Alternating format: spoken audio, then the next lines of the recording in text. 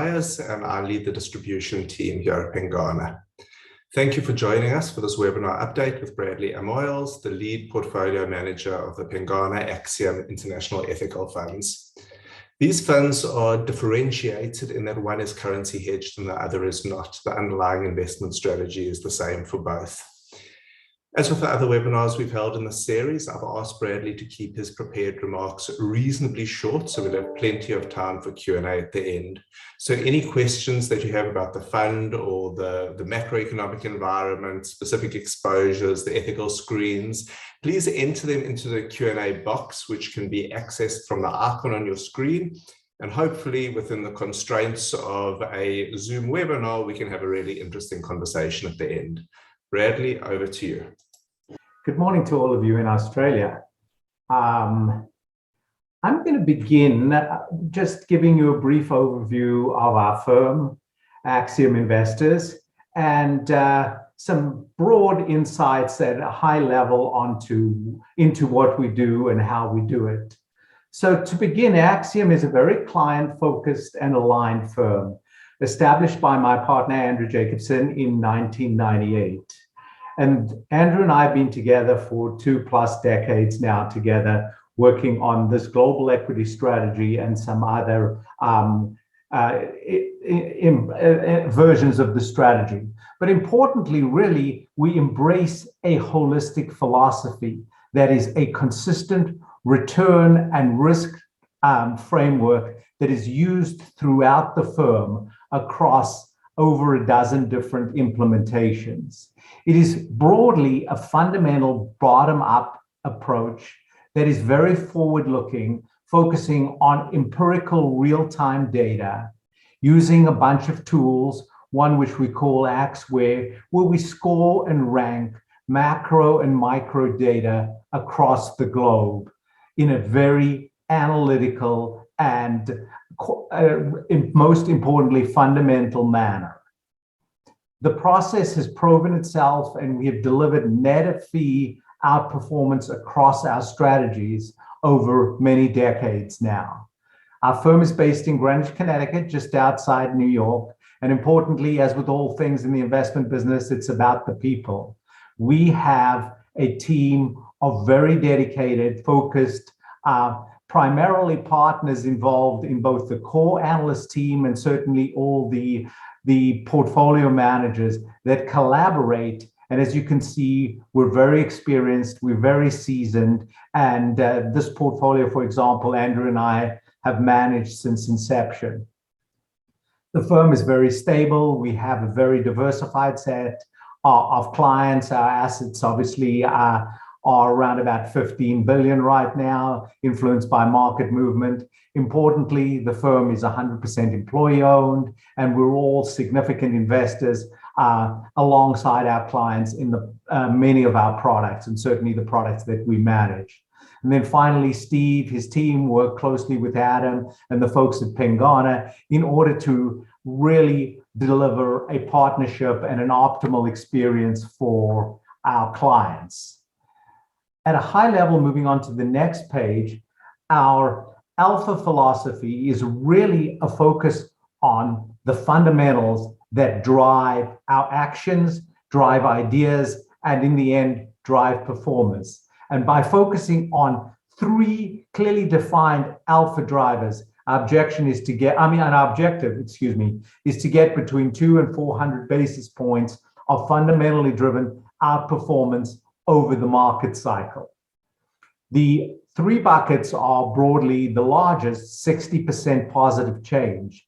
Our process really focuses on forward-looking fundamental data points, incorporating a very holistic view of the enterprise, including ESG and many non-financial parameters in order to monitor and track this positive change and make sure that the change is consistent and that our approach is not anchored in backward-looking data, but is really focused on real-time macro and micro data. In addition to the 60% focus on positive change, there are 2 other components. A 20% focus on medium-term sustainable growth, where the performance tailwinds, the moats around the business are very high and can allow these companies to very effectively, with high returns on investment and high capital metrics, compound organic earnings over time in a very cash generative fashion. And then finally, and really importantly, we do have a 20% component where valuation really plays a key role in which companies we own, and more importantly, how we size them and when we tend to move away from them. And this is really a comprehensive, holistic assessment of numerous valuation metrics in order to act as a risk control and mitigate our portfolio construction such that we equally balance our focus on 60% positive change, 20% sustainability, and the final 20% on calibrating the valuation of each distinct enterprise. The next slide really addresses, with this ethical fund for Pengana, we really have a dozen criteria that are exclusionary criteria. Importantly, really, it doesn't alter what we do across the organization. And this portfolio is pretty much identical to our non-constrained portfolios in terms of this ethical screen. There are, as you can see, a dozen factors, which I'm not going to cite. Occasionally, we will make a substitute of one of our companies where, for example, one of the enterprises has, let's say, a small alcohol business, and that would cause it to get tripped up in the negative screen. So in the end, these screens are really just an overlay on what we do. But AXIOM as an organization is very deeply embraced in very active ethical ownership and engagement with our companies. We're very proactive in voting. We are very much in discussions on ESG topics, 400 plus topics that we rank and score in this AXWare system over the course of a year, resulting in engagements.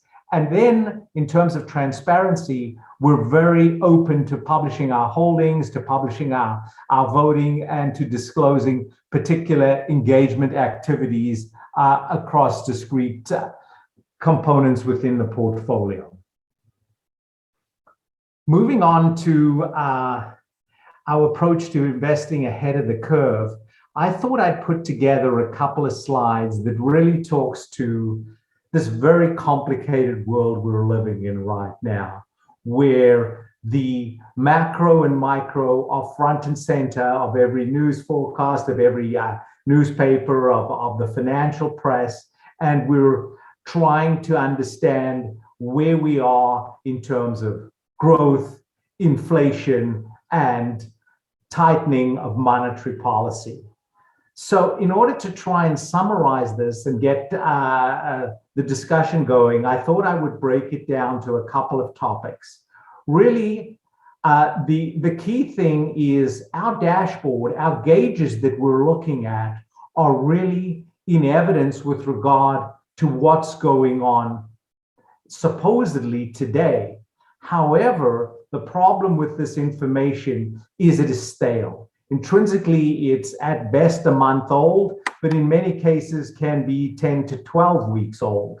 So what I chose to do here was to try and collect a couple of more real-time data series that can be more representative of what is actually going on in the third week of October 2022.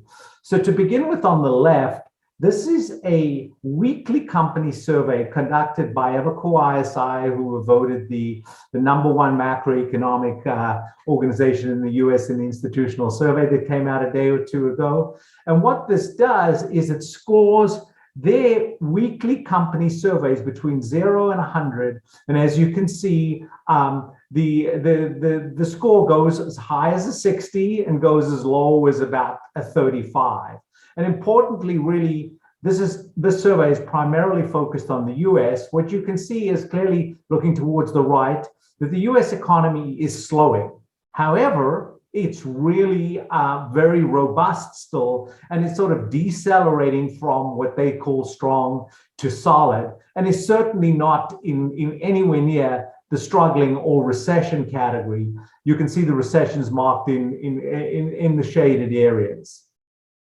On the other hand, moving to the right of the page, what we can see is we can see some timely data from September and October that do show that notwithstanding this high cadence of growth in the US, that the problem that we're addressing globally, which is obviously inflation, is beginning to cool, particularly when one looks at forward-looking pricing power.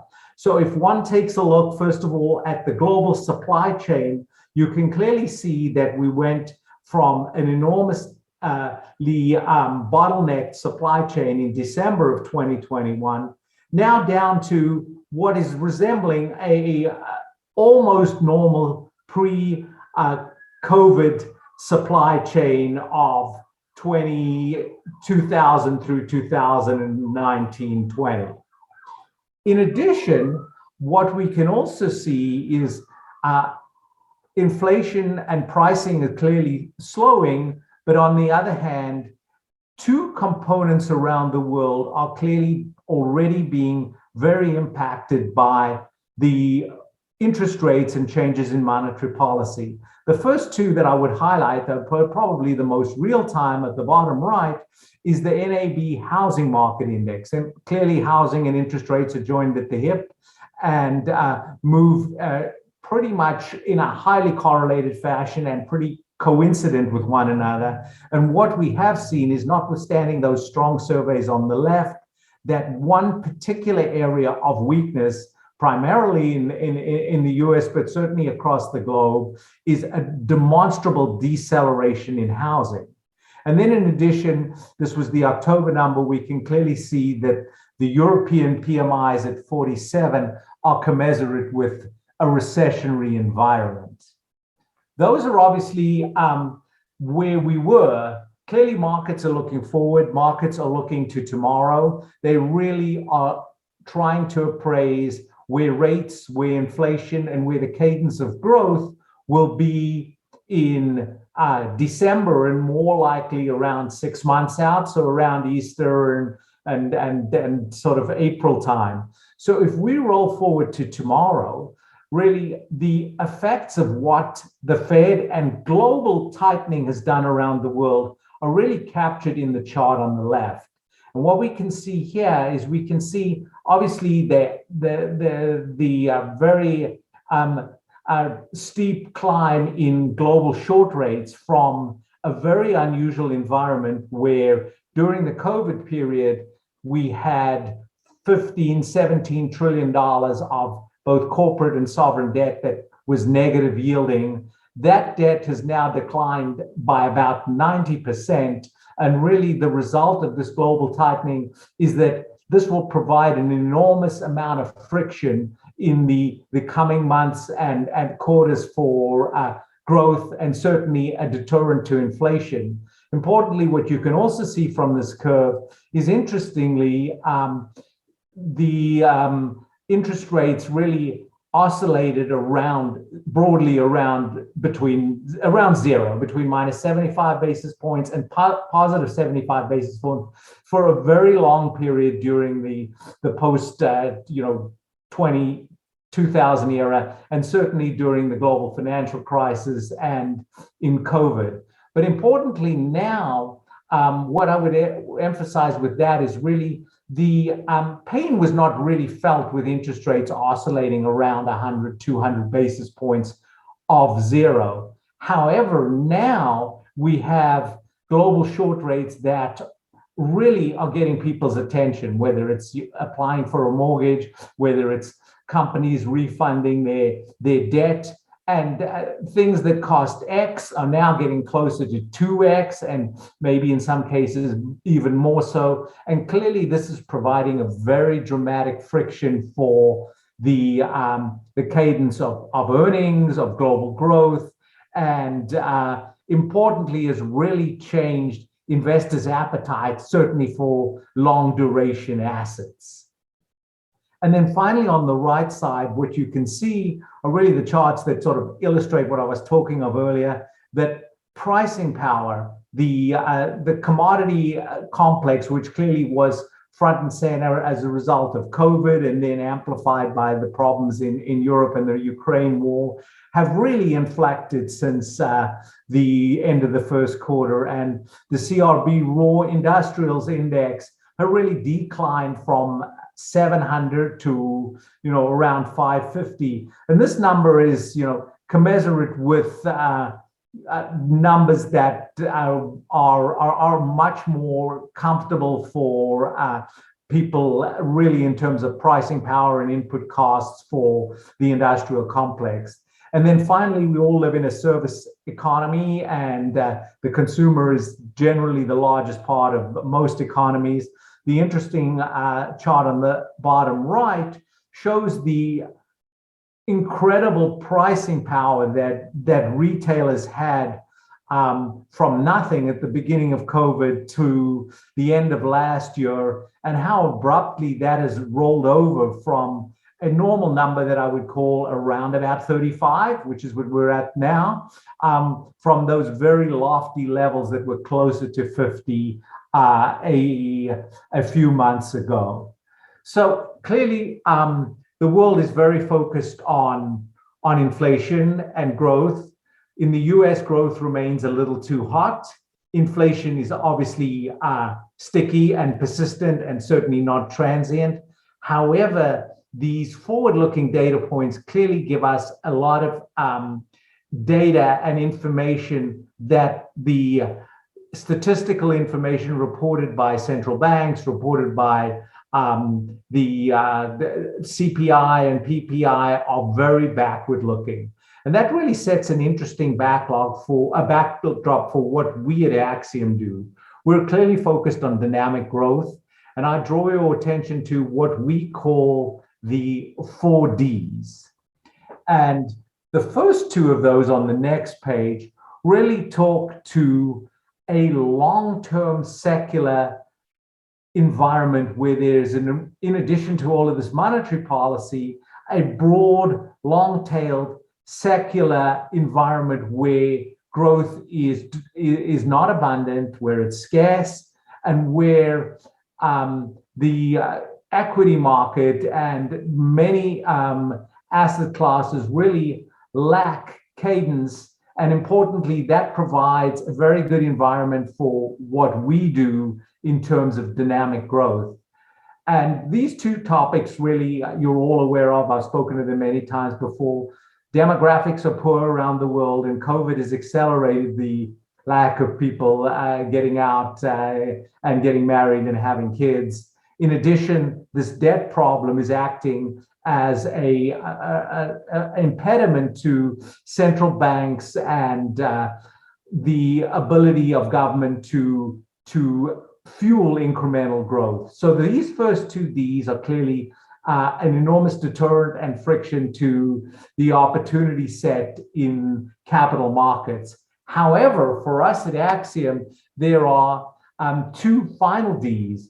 Deglobalization, where we're moving from just-in-time supply chains to local, closer to the customer, just-in-case supply chains. And that is driving very large incremental capital spending on things like semiconductor fabs and battery EV production facilities that have to be closer to the end user. And that provides an interesting opportunity for a bunch of our companies in the portfolio. And then finally, disruption is synonymous with growth, and innovation is really at the heart of many of our companies. Importantly for us at AXIOM, we're embracing those innovative companies that are delivering discernible operational key metrics that are progressing and are delivering cash flow at the current time. And that really is paramount because, as I said earlier, the big change that's happened from a zero or negative interest rate environment to a current environment is it's all very well having a very long tail disruptive business, but importantly, these companies have to have the financial wherewithal to pass through the storm that clearly is happening as a result of slowing growth, higher inflation, and tighter rates. So the way we, in an operational metric, find these disruptive companies that satisfy our criteria allows us to implement this, notwithstanding a bunch of macroeconomic uncertainties and headwinds in the world. And then finally, on the last slide, this is a very nice snapshot of 20 of our important holdings in this AXIOM Pengana International Ethical Fund that we can weave into our discussion. And I'm going to pause now for some questions. Thank you, Bradley. We have received quite a few questions, and I'm going to try and group them into the economy, stocks, and ESG. So apologies to the person who asked a question before I even started my introduction. Yours isn't going to be the first cab off the rank. But we will start with a question about inflation and the performance of the strategy. So inflation does seem to be a major headwind. Should we expect the strategy to continue to struggle until the central banks around the world are able to better control inflation? Well, I believe most importantly that they are getting control of inflation. And broadly, inflation is already cooling. Things like money supply that were the real rocket fuel on global economies that were up 30-odd% last year are now marginally negative. So the data that we're seeing is very backward looking. And I believe that we've reached peak inflation. The data, some of which I showed you in those charts, clearly provide examples of that.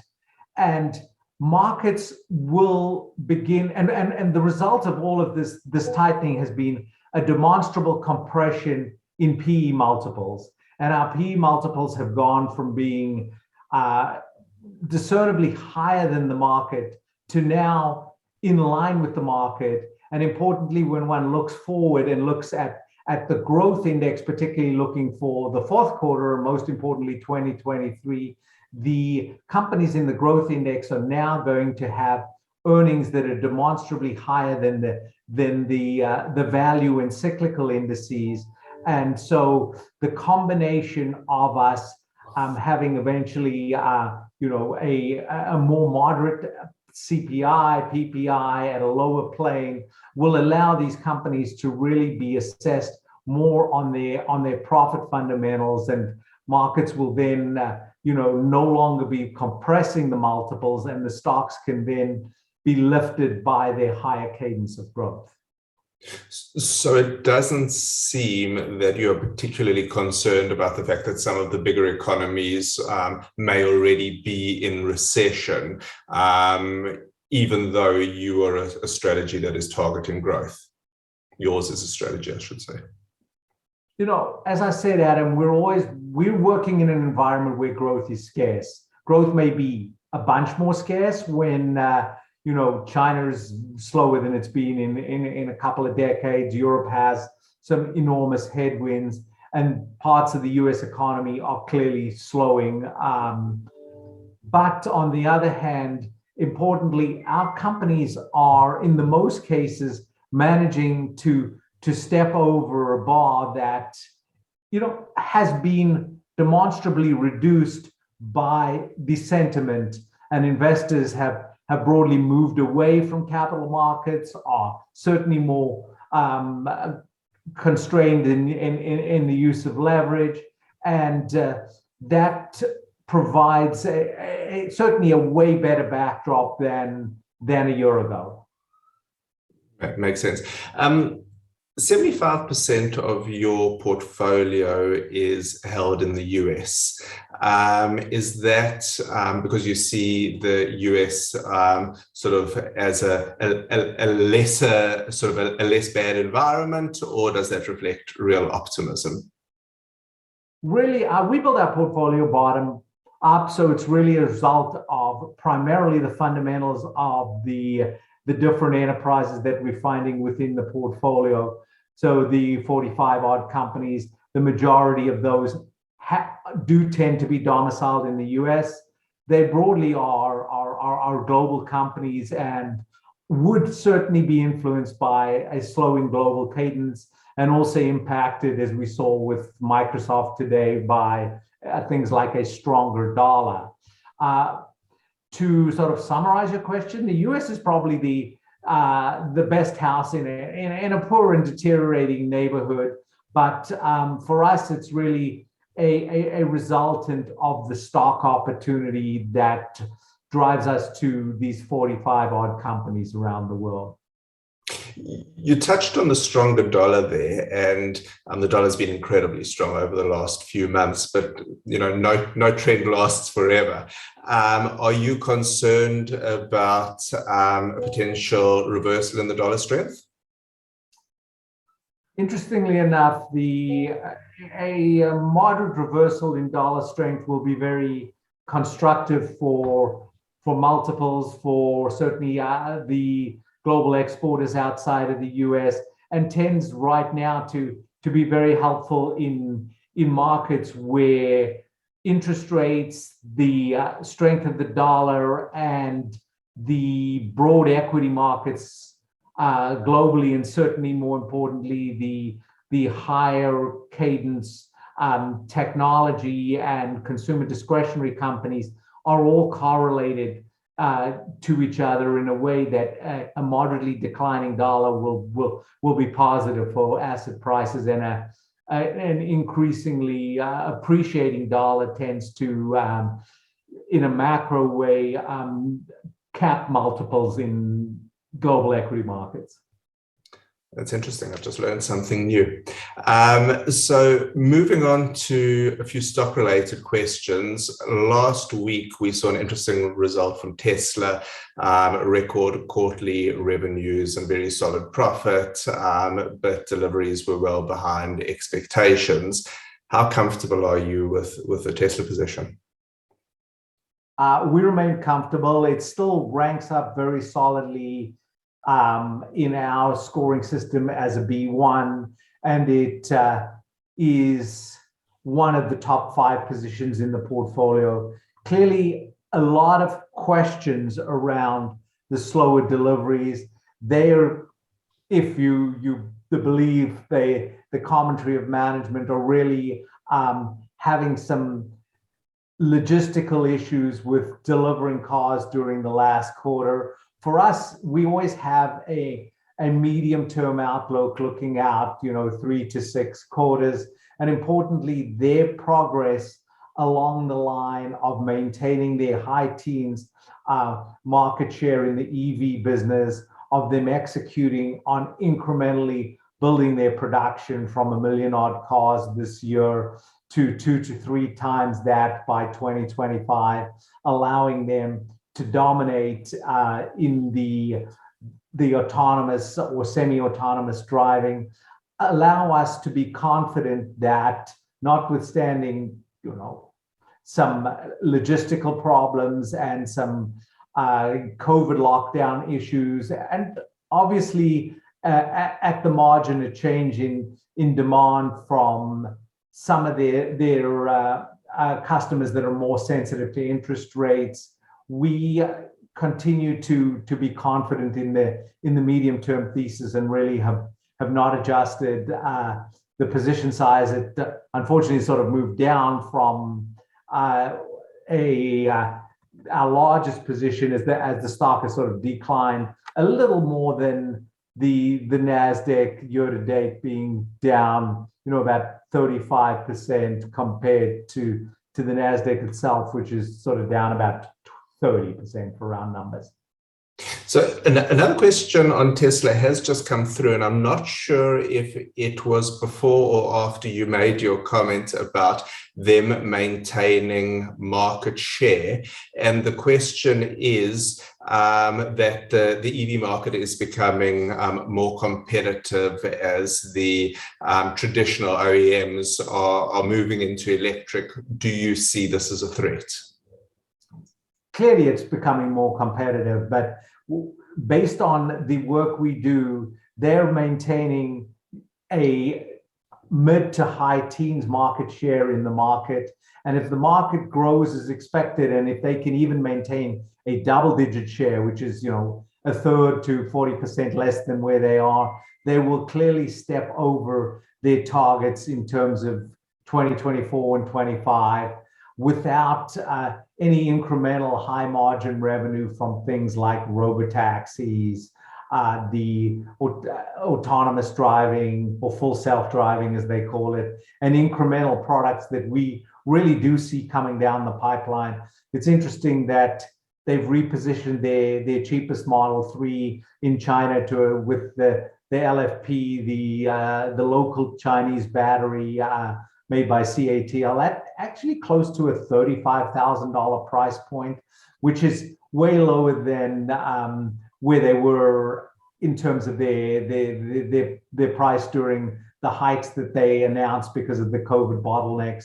So we view them on target to both broaden their product portfolio with the semi-truck, the Cybertruck, and probably a cheaper, what I would call for now, a Model 2 that'll evolve into something of a robotaxi that really will allow them to maintain double-digit market share, even in an environment where clearly there are more competitors. But broadly speaking, Tesla remains a year or two at least ahead of the most sophisticated high-end competitor that's offering any EVs.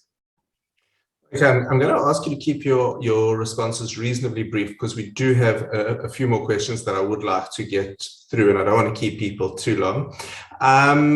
Microsoft just announced a second round of job cuts. Do you see that as a positive in that the firm is controlling expenses, or a warning that they're concerned about the business outlook? Look, clearly global growth is decelerating, and really for Microsoft, the reason the stock went down as much as it did is their cloud business slowed down.